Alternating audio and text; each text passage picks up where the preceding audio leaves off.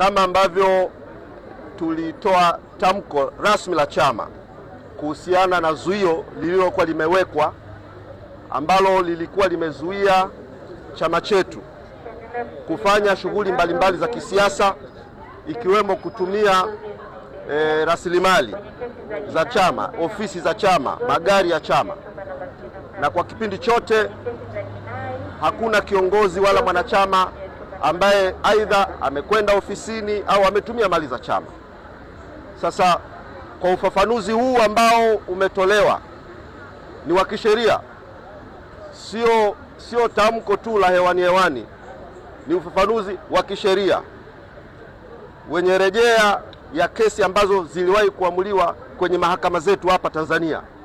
Kwa hivyo nitoe tangazo rasmi la kiutendaji kwa niaba ya ofisi ya katibu mkuu wa chama kwamba viongozi wote wa chama nchi nzima, wanachama wetu wote, kuanzia leo tarehe 11 mwezi wa pili mwaka 2026, kuanzia leo tuko huru kutumia ofisi zetu za chama pamoja na mali zetu zote.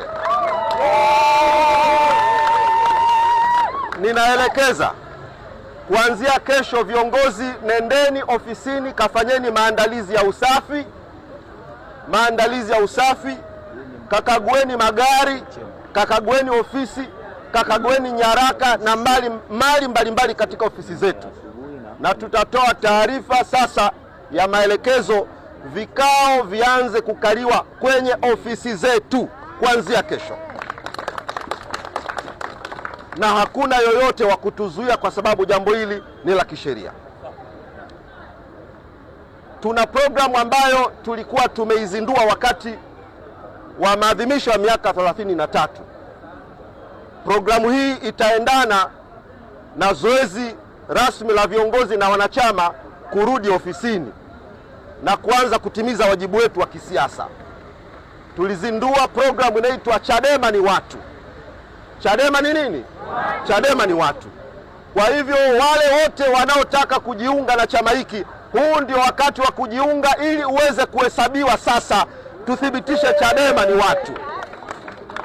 Kwa hivyo tutatoa fursa na matangazo mbalimbali wa Tanzania ambao wamekuwa wakifuatilia siasa za nchi hii, wakifuatilia kesi zetu mbalimbali, ambao wanapenda mageuzi na mabadiliko. Basi sasa tutakuwa na programu hii inaitwa Chadema ni Watu, tukaithibitishe na tukathibitisha Tanzania na dunia ijue kwamba nchi hii kiko chama kinaitwa Chama cha Demokrasia na Maendeleo, Chadema, na chama hiki kina watu, chama hiki kina watu. Kwa hivyo nendeni ofisini, watu wasajiliwe, na programu hii iende kwa nguvu sana ya kusajili wanachama ili ijulikane na ifahamike Chadema ni watu. Jambo la pili, kwa wanachadema na Watanzania wenzangu, msifadhaike na yanayoendelea mahakamani. Lissu hana hatia, wote tunajua. Mbingu zinajua na dunia inajua Lissu hana hatia, na hakuna marefu yasiyo na ncha jamani. Haki yake tutaipata. Na leo amesema kwa ujasiri kabisa, niko jela kama mabusu, lakini hana hatia.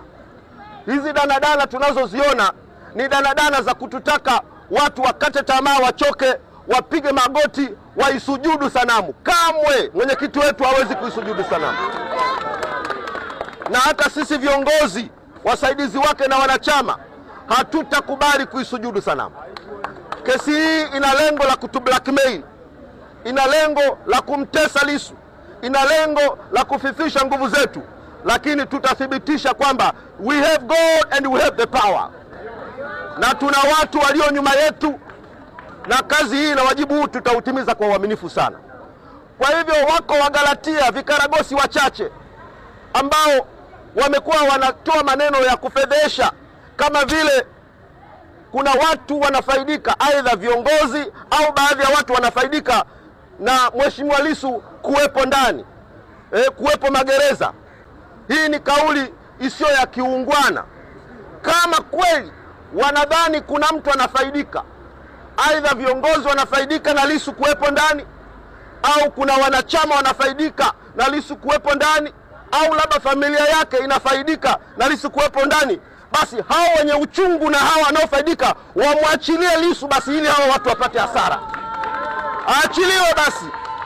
Aachiliwe basi ili familia yake isifaidike. Aachiliwe basi ili wanachama wasifaidike. Aachiliwe basi ili hao viongozi inaosemekana wanafaidika wasifaidike. Aachiliwe basi. Lakini sisi tunasimama kwa ujasiri, tunasema Lissu sio mhaini, Lissu hana hatia.